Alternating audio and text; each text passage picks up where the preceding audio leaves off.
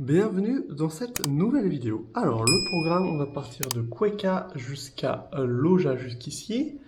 La route principale est fermée suite à un éboulement. Du coup je prends un petit détour par là. Et sur ce petit détour, il y a également un éboulement, mais j'arrive à me frayer un passage entre les pelleteuses. Ensuite, on va prendre la direction de la frontière. Le passage de frontière se fera très simplement et rapidement. Ensuite, le passage de frontière, quelques petits contrôles de police. Et enfin, j'arriverai à Puera, ma destination finale de cette vidéo.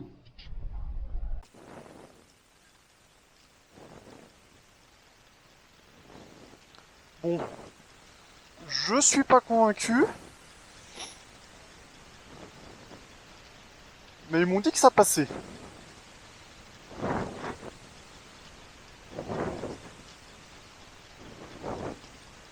Oh,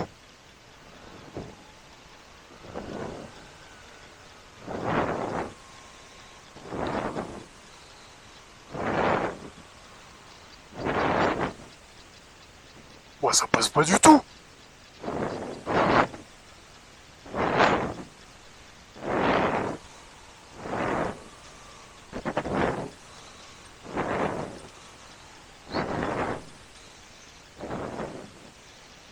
Ouais, je vais attendre avant de descendre.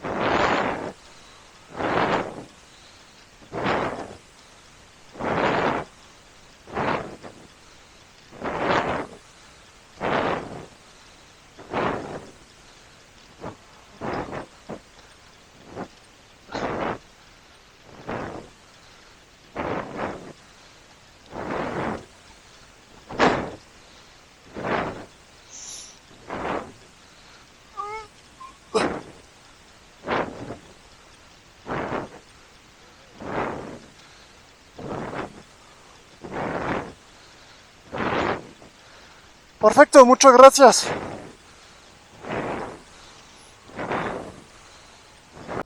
Il est 6h30 du matin.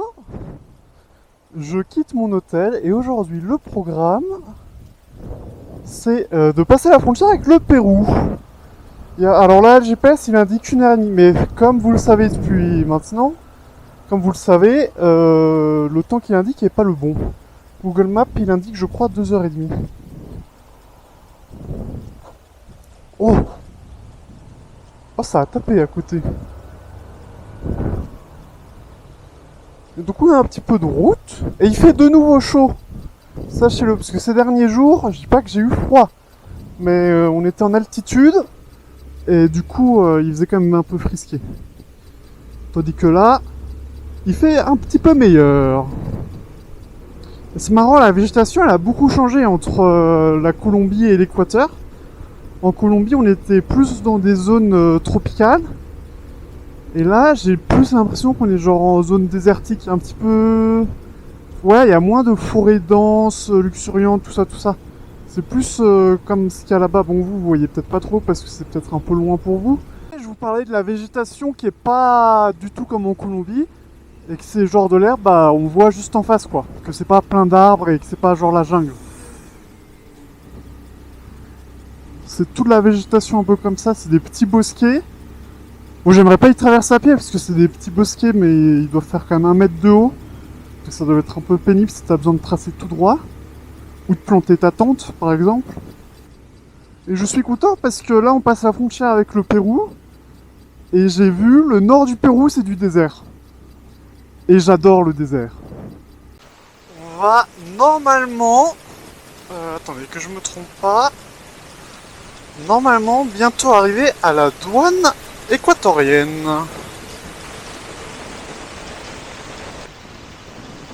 J'imagine que c'est dans un de ces bâtiments-là.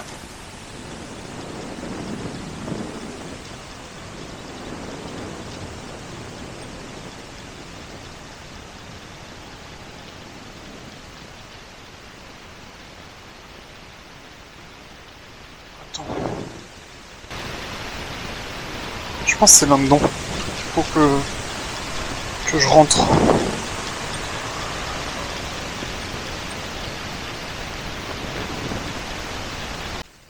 Je viens d'aller voir là dans le bâtiment.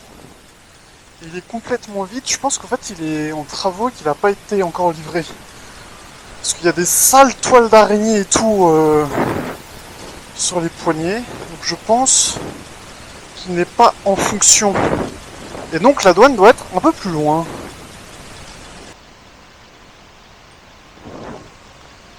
Ah! Probablement qu'elle est ici, la douane.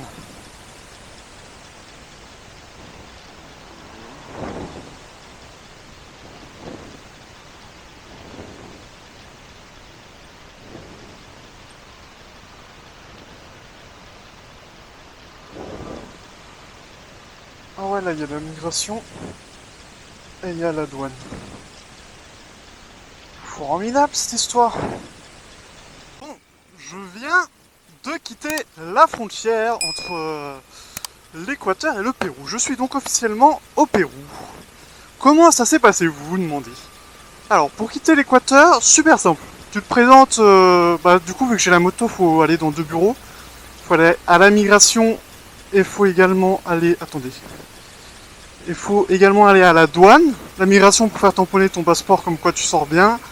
Et la douane pour faire tamponner ton permis d'importation comme quoi tu sors bien avec la moto. Et ensuite, on va donc au Pérou.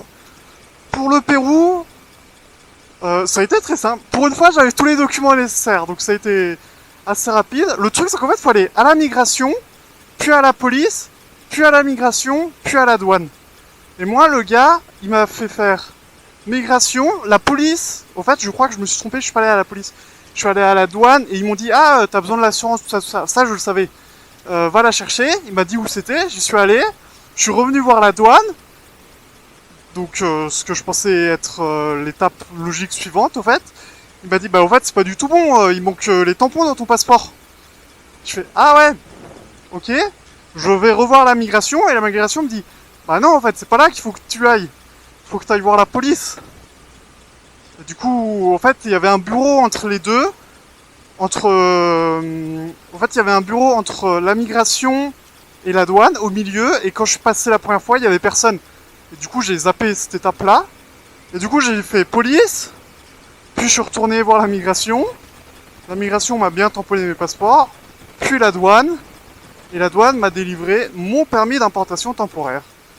Ce qui est plutôt cool, et ce qui veut dire que je suis rentré légalement avec la moto au Pérou.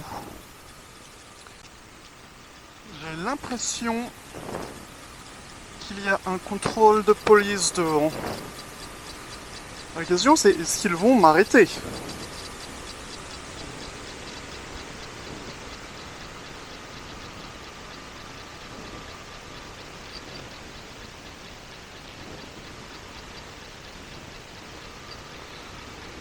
Ouf, ils arrêtent la voiture de derrière. Ah. Merde, j'ai perdu mon GPS dans cette histoire. Je me suis fait pour le moment... le gars il a cru que je faisais signe parce que j'ai levé le doigt. Je me suis fait contrôler qu'une seule fois pour le moment par la police. C'était en Équateur hier. Et il avait besoin de mes papiers. Enfin, il a même pas regardé si... Il a pas regardé mon passeport. Il a pas regardé si j'avais importé la moto légalement. Il m'a juste demandé mon permis et la carte grise. Chose que j'avais. Et il m'a demandé des explications parce que mon permis, du coup, c'est écrit en français. Et sur nos permis à nous, il y a genre A1, A2A et AM. Et moi, j'ai le AM qui est coché, le A1 et le A2. Mais entre le AM et le A1, A2, c'est pas la même date. Et du coup, ils comprennent pas pourquoi c'était pas la même date. Ou ils comprennent pas pourquoi il y avait autant de A différents. C'est possible aussi. On arrive à un poste de contrôle de la douane. Donc c'est l'heure d'ouvrir les pailles, savoir s'ils vont me contrôler ou s'ils vont me laisser passer. Ah. Très bonne question, n'est-ce pas ?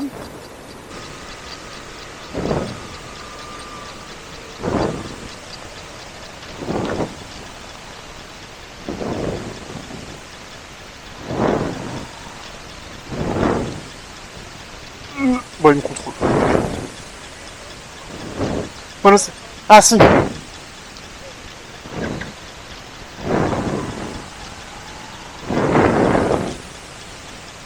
À qui?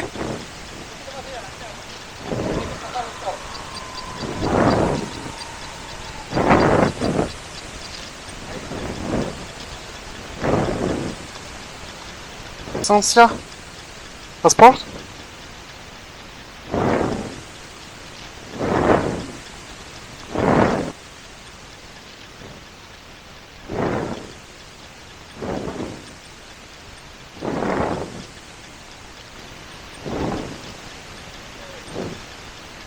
Perfecto.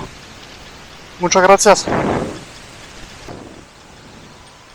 Bon bah du coup je me suis fait contrôler. Donc tous ceux qui avaient dit oui tu vas te faire arrêter par la douane, eh ben vous aviez raison. Après ça va, il a juste vérifié que j'avais bien les documents nécessaires. Heureusement il a pas fouillé mes sacs. Heureusement pas parce que je transporte des trucs illégaux, mais c'est un peu chiant si je dois tout défaire et tout refaire. Inspecter mon permis de conduire, mon passeport, le permis d'importation de la moto. Il a vérifié l'assurance aussi. Je crois que l'assurance il l'a même pas regardé. Je lui ai donné mais ça l'intéressait pas. Il a beaucoup regardé mon passeport. C'est mon passeport qui l'intéressait le plus. Mais bon. Vu que j'étais en règle et que j'avais rien à me reprocher de toute façon, c'était pas bien grave. Hein.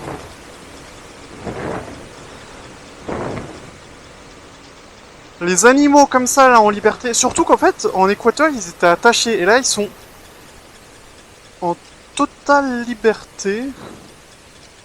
C'est des petites chèvres. C'est ma phobie. Surtout depuis que je me suis pris une vache. Ouais, je me suis pris une vache en moto. Mais ça c'est une autre histoire. Du coup j'ai peur de me manger un autre animal et que ce soit plus grave. Parce qu'en vrai la vache, je l'ai tapée mais elle allait bien, moi aussi. La moto aussi, donc c'est pas trop grave. Tandis que si je tape une petite chèvre comme ça, il y a de fortes chances déjà que je la tue, ce qui est pas ouf, hein, je vous l'accorde. Et que je tombe, tout ça, que je me fasse mal, que je casse la moto. Bref, plein de problèmes quoi. Du coup, c'est un peu ma hantise, ouais, les animaux sauvages comme ça. Enfin, sauvages. En liberté sur la route quoi. Que ce soit les chiens. En plus, les chiens, on rajoute le fait qu'il faut pas que je me fasse mordre. Entre les chiens, là, il y a des chèvres. Tout à l'heure, il y avait des ânes, mais il y a aussi des vaches. La route ici, c'est un peu un champ, tu vois.